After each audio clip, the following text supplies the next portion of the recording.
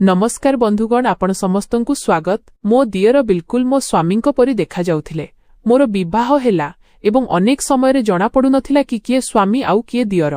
मु दियरंको सामनाकु जिबाकु मध्य संकोच करुथिली एवं अधिकांश समय निजरे बिताउथिली, किंतु दिने राति रे स्वामी पाखरे सोईथिले। मो हृदय हेबाकु लागिला। आखि मळी मळी चाहिली तो स्वामींको जागारे दियर।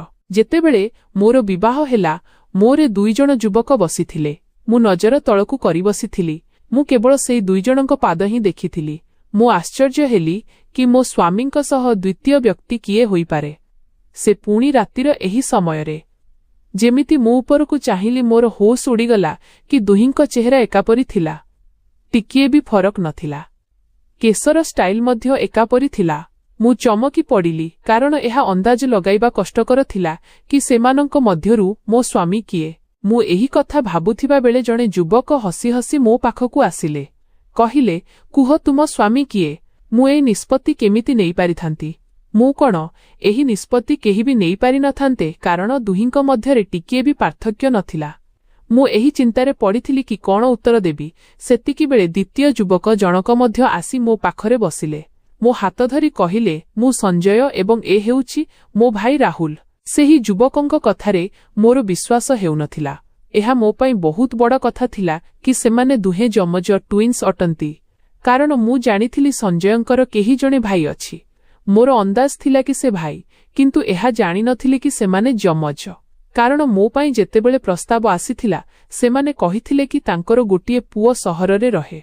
सासू कहुथिले कि तांकर इच्छा से मध्य एठारे सेटल होई जाऊ, किंतु से सुनु नाही। मते लागिला बोध हुए जेउ लोक संजय होई मो हाथ धरिछंती से हुए तो मो दियर होइथिबे एवं मजारे एसबु करुथिबे।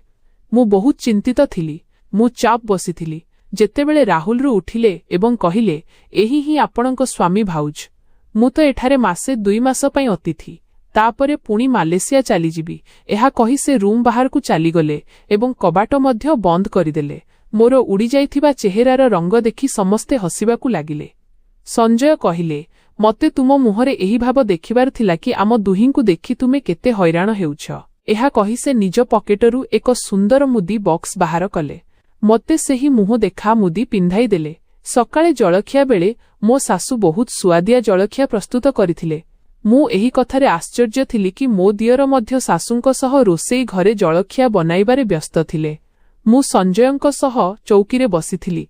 राहुल मो सामनारे कहिले, एटा ऑमलेट भाउज, एहाकु खाई देखंतु केमिति होईछि। एहा कहि से चौकीरे बसिगले। कहिले कि आपण एही मामलारे बड़ अभागिनी कारण संजयंकु कपे चा भी बनाइबा आसे नाही, किंतु मो स्त्री बहुत आरामरे रहिबो कारण मते सबु किछि रोसेई करिबा आसे। से जेतेबेले पर्यंत जळखिया खाउथिले तांको जीभ कइंची परि चालुथिला। मो सासूंक स्वभाव मध्य बहुत बंधुत्वपूर्ण थिला। से बहुत शीघ्र मो सह मिसिगले। विवाह परे संजय मते किछि दिन पई बुलाइबाकु नै गले। जेतेबेले आमे फेरिलु मु रोसेई घर संभाली नेली। संजयंक सह बिताइथिबा मुहूर्त मो पई स्मरणीय थिला। थरे रातिरे संजय आसीबा पूर्वरु मु प्रस्तुत होई तांको अपेक्षा करिथिली, कारण से मते कहिथिले कि से आजि मते बाहारे रेस्टोरेंट रे डिनर कराइबे। मो सासू अनुमति देई सारिथिले। जेमिति कबाटरे शब्द हेला मु कबाट खोलिली। सामनारे संजय ठिया होइथिले। मु तांको हातरू ऑफिस फाइल नै गली एवं कहिली कि आपणको प्रतिश्रुति मने अछि त? मु प्रस्तुत अछि, आपण मध्य फ्रेश होई जांतु, तापरे निज प्रतिश्रुति पूर्ण करंतु। से मते आश्चर्य होई चाहिले। कहिले, केउ प्रतिश्रुति? मु तांको रागरे चाहिली। मु कहिली, बाहाना करिबाकु चेष्टा करंतु नाही। आपण सकाळे निजे कहिथिले कि आजि बाहारे डिनर कराइबे। एहा सुनी से हसिबाकु लागिले। कहिले, मु केबे मना करिनी। एहा परे से कहिले, चालो एबे चालिबा, नहेले मो मन बदली जाई पारे। मु कहिली, आपण एबेरु आसीछंती, अंततः पक्षे कपे चा तो पी दियंतु। किंतु संजयंकु बोध हुए अधिक जलदी थिला। से मो हाथ धरिले एवं मते बाहरकु नेई गले। एक सुंदर रेस्टोरेंट रे आमे खाद्य मध्य खाइलु। मते आइसक्रीम मध्य खुआइले एवं पुणी घरकु फेरी आसिलु। जेमिति आमे घर भितरकु गलु, सामनारे सासूंक सह राहुल बसिथिला। मते देखि हसुथिला, किंतु मु तार हसिबार कारण जानि पारु नथिली। तापरे संजय रे हसिले एवं हसी हसी सासूंक पाखरे जाई बसिले। संजय रे राहुलर पिठिरे एक चापुड़ा मारिले। कहिले, लाज लागुनी तुमकु? जदि तुमे मो परी देखा जाउछ ତାର ଅର୍ଥ ଏହା ନୁହେଁ କି ମୋ ସ୍ତ୍ରୀ ସହ କେଉଁଠିକି ବି ଚାଲିଯିବ। ଏହା ଶୁଣି ମୁଁ ଆଶ୍ଚର୍ଯ୍ୟରେ ସମୁଦ୍ରରେ ବୁଡ଼ିଗଲା ପରି ଅନୁଭବ କଲି। ଯାହାଙ୍କ ସହ ମୁଁ ଏବେ ଡିନର କରି ଆସୁଥିଲି ସେ ସଞ୍ଜୟ ନୁହନ୍ତି ବରଂ ମୋ ଦିଅର ରାହୁଲ ଥିଲେ। କିନ୍ତୁ ସେ ମୋତେ ଟିକିଏ ବି ସନ୍ଦେହ ହେବାକୁ ଦେଇନଥିଲେ କି ସେ ସଞ୍ଜୟ ନୁହନ୍ତି। ମୁଁ ରାଗରେ ସଞ୍ଜୟଙ୍କ ଆଡ଼କୁ ଚାହିଁଲି ତ ସେ ପୁଣି ହସିବାକୁ ଲାଗିଲେ। କହିଲେ, ବହୁତ ଭୁଲାମଣା ସ୍ତ୍ରୀ ଆସିଛି, ତାକୁ ସନ୍ଦେହ ବି ହେଲାନି କି ମୁଁ ତାର ସ୍ୱାମୀ ନୁହେଁ ବରଂ ଦିଅର। ଏହା ଶୁଣି ମୁଁ ଏବେ ଡରିବାକୁ ଲାଗିଲି। ସଞ୍ଜୟ ଯେବେ ବି ମୋତେ କହୁଥିଲେ କି ସେ ବାହାରକୁ ନେଇଯିବାକୁ ଚାହୁଁଛନ୍ତି ମୁଁ ତୁରନ୍ତ ମନା କରିଦେଉଥିଲି। ବୁଝିପାରୁନଥିଲି କି ରାତିରେ ଯିଏ ଆସିବେ ସେ ସଞ୍ଜୟ ହେବେ ନା ରାହୁଲ। ମୋ ବିବାହକୁ ମାସେ ହିଁ ହୋଇଥିଲା କି ମୋତେ ମୁଣ୍ଡ ବୁଲାଇବାକୁ ଲାଗିଲା। ଶାଶୁ ମୋତେ ଡାକ୍ତରଖାନା ନେଇଗଲେ। ଡାକ୍ତର ମୋତେ ଯେଉଁ ଖୁସି ଖବର ଶୁଣାଇଲେ ମୁଁ ବର୍ଣ୍ଣନା କରିପାରିବି ନାହିଁ। ମୁଁ ଗର୍ଭବତୀ ଥିଲି ଏବଂ ଏହି ଖବର ଯେତେବେଳେ ସଞ୍ଜୟ ଜାଣିଲେ ସେ ମୋଠାରୁ ଅଧିକ ଖୁସି ଥିଲେ। କହିଲେ, ବିବାହକୁ 1 ମାସ ହୋଇଗଲାଣି, ତୁମେ ଥରେ ବି ବାପଘରକୁ ଯାଇନାହଁ। କିଛିଦିନ ବାପଘରେ ରହିଆସ। ମୁଁ ବାପଘରକୁ ଚାଲିଗଲି। 20 ଦିନ ପରେ ଯେତେବେଳେ ସଞ୍ଜୟ ମୋତେ ନେବାକୁ ଆସିଲେ ତାଙ୍କ ଚେହେରାରେ ଏକ ଅଜବ ଉଦାସୀନତା ଥିଲା। ଦାଢ଼ି ମଧ୍ୟ ବଢ଼ିଯାଇଥିଲା। ବହୁତ ଦୁଃଖୀ ଜଣାପଡ଼ୁଥିଲେ। ମୁଁ କହିଲି, ଆପଣଙ୍କର କ'ଣ ହୋଇଛି? କ'ଣ ମୋ ବିନା ଉଦାସ ହୋଇଯାଇଥିଲେ ଯେ ଏମିତି ଅବସ୍ଥା କରିଛନ୍ତି? ମୋ କଥା ଶୁଣି ଏକ ଫିକା ହସ ତାଙ୍କ ଚେହେରାରେ ଆସିଲା। କହିଲେ, ହେଁ, ମୁଁ ତୁମ ବିନା ବହୁତ ଉଦାସ ଥିଲି। ଦେଖ ସେଥିପାଇଁ ମୋ ଅବସ୍ଥା ଏମିତି ହୋଇଯାଇଛି। ମୁଁ ତାଙ୍କ ସହ ଫେରିଆସିଲି। ମୋତେ ଲାଗିଲା କି ସେହି ଦିନଗୁଡ଼ିକ ବିଷୟରେ ସେ ସବୁ କଥା କହିବେ ଯାହା ସେ ମୋ ବିନା ବିତାଇଛନ୍ତି। କିନ୍ତୁ ସେ ତ ଚାପ୍ ସୋଫାରେ ଯାଇ ଶୋଇପଡ଼ିଲେ। ଏହା ଦେଖି ମୁଁ ଆଶ୍ଚର୍ଯ୍ୟ ହେଲି। ମୁଁ କହିଲି, ସଞ୍ଜୟ ଆପଣ ସୋଫାରେ କାହିଁକି ଶୋଉଛନ୍ତି? କହିଲେ, ମୋ ମୁଣ୍ଡ ବିନ୍ଧୁଛି, ଶୋଇବାକୁ ଚାହୁଁଛି, ତୁମେ ବି ବିଶ୍ରାମ କର। କିନ୍ତୁ ମୁଁ ଉଠି ତାଙ୍କ ପାଖକୁ ଆସିଗଲି। ମୋତେ ପାଖରେ ଦେଖି ସେ ଉଠି ବସିଲେ। କହିଲେ, କ'ଣ ହେଲା ତୁମକୁ? ମୁଁ ଭାବିଲି ସଞ୍ଜୟ ମୋ ଉପରେ ରାଗିଛନ୍ତି କି ମୁଁ ବାପଘରେ ଏତେ ଦିନ କାହିଁକି ରହିଲି, ସେଥିପାଇଁ ସେ ସୋଫାରେ ଶୋଉଛନ୍ତି। ମୋ ଆଖି ନ ଚାହୁଁଥିଲେ ବି ଓଦା ହୋଇଯାଇଥିଲା। ମୁଁ ତ ତାଙ୍କୁ ଭଲ ପାଇବାର ଅନୁଭବ କରାଇବାକୁ ଚାହୁଁଥିଲି, କିନ୍ତୁ ସେ ତ ମୁହଁ ବୁଲାଇ ଶୋଇବାକୁ ପ୍ରସ୍ତୁତ ହେଉଥିଲେ। ମୋତେ ଦେଖି କହିଲେ, ଆରେ ନା ନା, ମୁଁ କାହିଁକି ତୁମ ଉପରେ ରାଗିବି? ତୁମର ଅଧିକାର ଅଛି ବାପଘରେ ରହିବାକୁ। ତାପରେ କହିଲେ, ମୁଁ ତୁମ ଡାକ୍ତରଙ୍କୁ ଦେଖା କରି ଆସିଥିଲି। ସେ କହୁଥିଲେ କି ତୁମେ ବହୁତ ଦୁର୍ବଳ ଅଛ, ତେଣୁ ଭଲ ହେବ ଯେ ପର୍ଯ୍ୟନ୍ତ ପିଲା ଜନ୍ମ ହୋଇନାହିଁ ଆମେ ଦୂରରେ ରହିବା, ନଚେତ୍ କିଛି ବି କ୍ଷତି ହୋଇପାରେ। ସଞ୍ଜୟଙ୍କ କଥା ଶୁଣି ମୁଁ ମଧ୍ୟ ଚିନ୍ତିତ ହୋଇଗଲି। କହିଲେ, ସେଥିପାଇଁ ମୁଁ ଚାହୁଁଛି ଏହି ସମୟଟି ସାବଧାନରେ କଟିଯାଉ। ତୁମେ ଆରାମରେ ଶୁଅ, ମୁଁ ସୋଫାରେ ଶୋଇବି।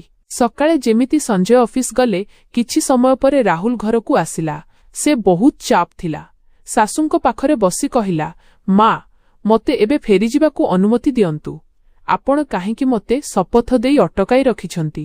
ମୁଁ ଆଗରୁ ଆପଣଙ୍କୁ କହିସାରିଛି କି ମୋତେ ମାଲେସିଆ ହିଁ ଫେରିବାକୁ ହେବ ଏବଂ ସେଠାରେ ହିଁ ରହିବାକୁ ହେବ। ଶାଶୁ କହିଲେ, ଯେ ପର୍ଯ୍ୟନ୍ତ ତୁମର ବାହାଘର ହୋଇନାହିଁ ମୁଁ ତୁମକୁ ମାଲେସିଆ ପଠାଇବି ନାହିଁ। ସେ କହିଲା, ମୋତେ ଏବେ 2-4 ବର୍ଷ ବାହାଘର କରିବାର ନାହିଁ। ଯେତେବେଳେ ମୋତେ ବାହା ହେବାର ଥିବ ମୁଁ ଫେରିଆସିବି। ଏହା ଶୁଣି ଶାଶୁ କାନ୍ଦିବାକୁ ଲାଗିଲେ। ରାହୁଲ ତାଙ୍କୁ ଉଦାସ ହୋଇ ଚାହିଁଲା। କହିଲା, ମା, କ'ଣ ହୋଇଛି ଆପଣଙ୍କୁ? ଏହା କହି ସେ ଶାଶୁଙ୍କୁ କୋଳେଇ ନେଲା। ଶାଶୁ କହିଲେ, ତୁମେ 2 ଜଣ ହିଁ ତ ମୋର ପୁଅ, ମୋର ଆଉ କେହି ସନ୍ତାନ ନାହାନ୍ତି। ମୁଁ ତୁମକୁ ଏଠାରେ ଦେଖିବାକୁ ଚାହୁଁଛି। ତୁମ ଦୁହିଁଙ୍କ ଖୁସି ଏଠାରେ ଦେଖିବାକୁ ଚାହୁଁଛି। ତୁମେ ଏତେ ଦୂର ବିଦେଶକୁ ଚାଲିଯାଉଛ ଏବଂ 3 ବା 4 ବର୍ଷ ପରେ ହିଁ ମୁହଁ ଦେଖାଉଛ। ଶାଶୁ ନିଜ ଜାଗାରେ ଠିକ୍ ଥିଲେ। ରାହୁଲର ଉଚିତ ଥିଲା କି ସେ ମଧ୍ୟ ଏଠାରେ ସେଟେଲ ହୋଇଯାଉ। ସେ ମୋ ଆଡ଼କୁ ଚାହିଁଲା ଏବଂ କହିଲା, ଭାଉଜ ଆପଣ ହିଁ ମାଙ୍କୁ ବୁଝାନ୍ତୁ। ମୁଁ କହିଲି କି ସେ ତ ନିଜ ଜାଗାରେ ଠିକ୍ ଅଛନ୍ତି। ତୁମେ ହିଁ ଜିଦ୍ ଧରିଛ। ଯେତେବେଳେ ସେ ଚାହୁଁନାହାନ୍ତି କି ତୁମେ ବାହାରେ ରୁହ, ତେବେ ଏଇଠି କୌଣସି ଭଲ ଚାକିରି ଖୋଜିନିଅ।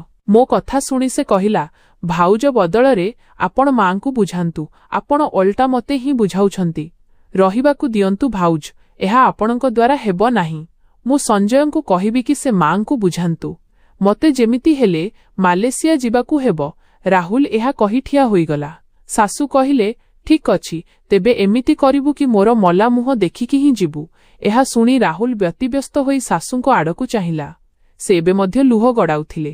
ତାପରେ ସେ ଚାଲିଗଲା। କିଛି ସମୟ ପରେ ସେ ଫେରିଆସିଲା ଏବଂ ହାତରେ ଏକ ଫାଇଲ ଥିଲା।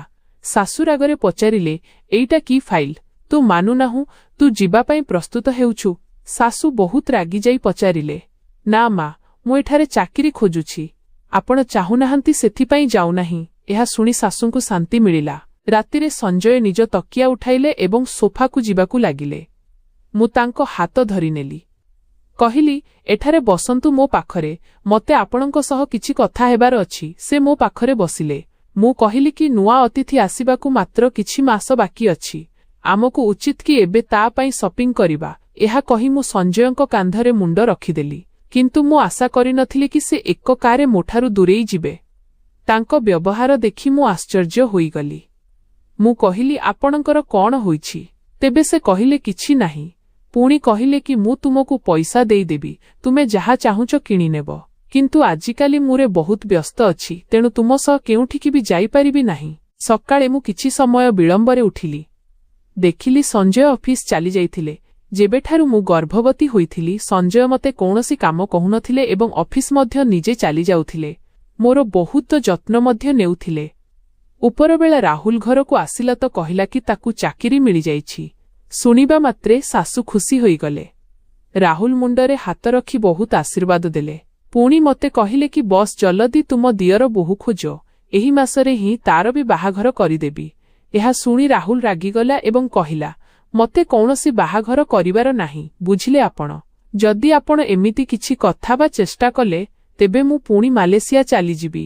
ଆପଣ ଭଲେ ରାଗନ୍ତୁ। ମତେ ଲାଗିଲା ବୋଧହୁଏ ମାଲେସିଆରେ କୌଣସି ଝିଅକୁ ସେ ଭଲ ପାଉଛି, ସେଥିପାଇଁ ଏତେ ରାଗରେ ଏହି କଥା କହୁଛି। ମୁଁ ଭାବିଲି କି ମତେ ତାକୁ ପଚାରିବା ଉଚିତ। ସେଥିପାଇଁ ସନ୍ଧ୍ୟାରେ ଚା ବନାଇ ମୁଁ ତାରକୁ ଗଲି।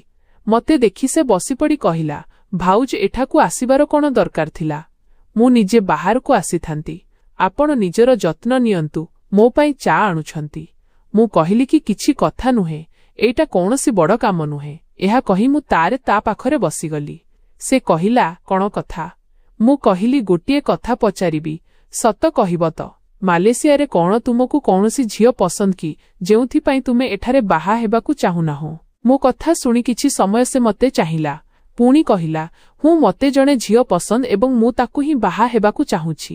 ମୁଁ କହିଲି, ଆଚ୍ଛା। ଏହା ଶୁଣି ମୁଁ ହସିବାକୁ ଲାଗିଲି।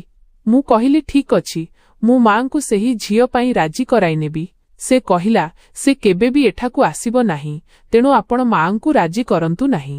ମତେ ଏଠାରୁ ଯିବାକୁ ଦିଅନ୍ତୁ। ଏହା ଶୁଣି ମୁଁ ମଧ୍ୟ ଚିନ୍ତିତ ହୋଇଗଲି, କାରଣ ମା ତ ଏହି କଥାରେ କେବେ ରାଜି ହୋଇନଥାନ୍ତେ। କିଛି ମାସ ପରେ ମୁଁ ଏକ ପୁତ୍ର ସନ୍ତାନକୁ ଜନ୍ମ ଦେଲି। ମୁଁ ବହୁତ ଖୁସି ଥିଲି। ଶାଶୁ ତ ନିଜ ନାତିକୁ ଦେଖି ପାଗଳ ହୋଇଯାଉଥିଲେ। କିନ୍ତୁ ସଞ୍ଜୟ ବହୁତ ଶାନ୍ତ ଥିଲେ। ବାରମ୍ବାର ପିଲାକୁ ଚାହୁଁଥିଲେ ଏବଂ ପୁଣି ନଜର ହଟାଇ ନେଉଥିଲେ। ମୋ ପୁଅକୁ 2 ମାସ ହୋଇସାରିଥିଲା। ମୁଁ ଏହି କଥା ଲକ୍ଷ୍ୟ କଲି କି ଏବେ ମଧ୍ୟ ସଞ୍ଜୟ ସୋଫାରେ ହିଁ ଶୋଉଥିଲେ। କହୁଥିଲେ, ମୁଁ ଯଦିରେ ଶୋଇବି ତେବେ ମୋ ପୁଅ ଡିଷ୍ଟର୍ବ ହୋଇଯିବ।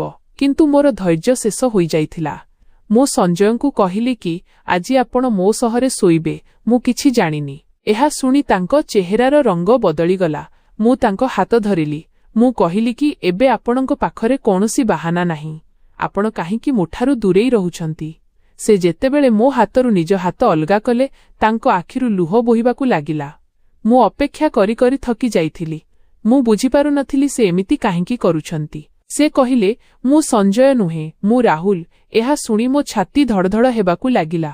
ଏତେ ବଡ଼ ମଜା, ଏସବୁ ସେ ମୋ ସହ କେମିତି କରିପାରିଲା?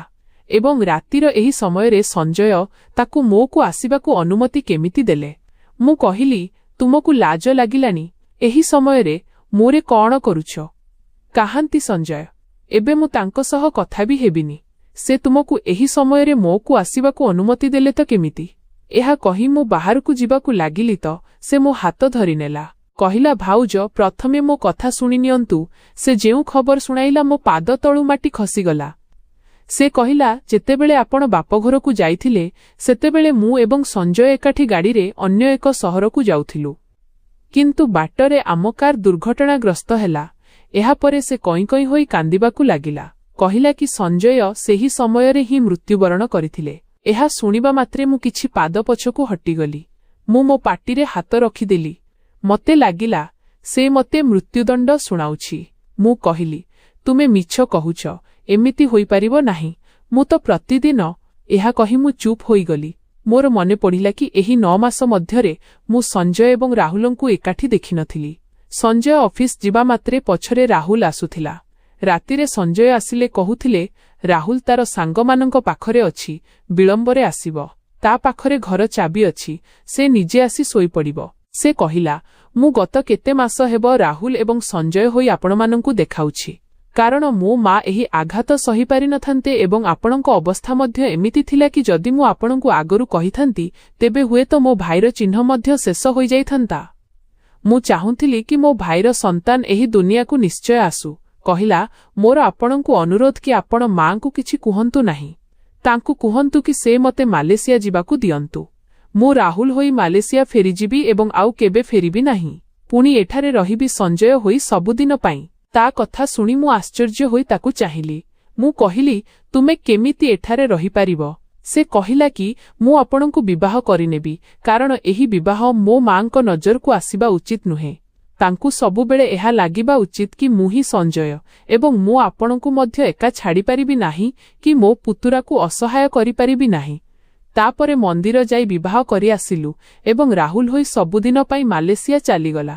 ଅର୍ଥାତ୍ ଦୁନିଆ ଆଖିରେ ରାହୁଲ ଗଲା କିନ୍ତୁ ସଞ୍ଜୟ ରୂପରେ ସେ ରହିଗଲା।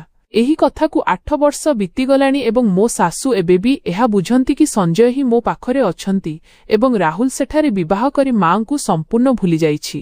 ବୋଧହୁଏ ଏହି ରହସ୍ୟ ମୋ ଶାଶୁ କେବେ ବି ଜାଣିପାରିବେ ନାହିଁ। ତେବେ ବନ୍ଧୁଗଣ, ଏହି କାହାଣୀଟି ଆପଣଙ୍କୁ କେମିତି ଲାଗିଲା ମୋତେ କମେଣ୍ଟ କରି ନିଶ୍ଚୟ ଜଣାନ୍ତୁ। କାହାଣୀ ଯଦି ପସନ୍ଦ ଆସିଥାଏ ତେବେ ସବସ୍କ୍ରାଇବ୍ କରନ୍ତୁ, ଭିଡିଓକୁ ଲାଇକ୍ କରନ୍ତୁ।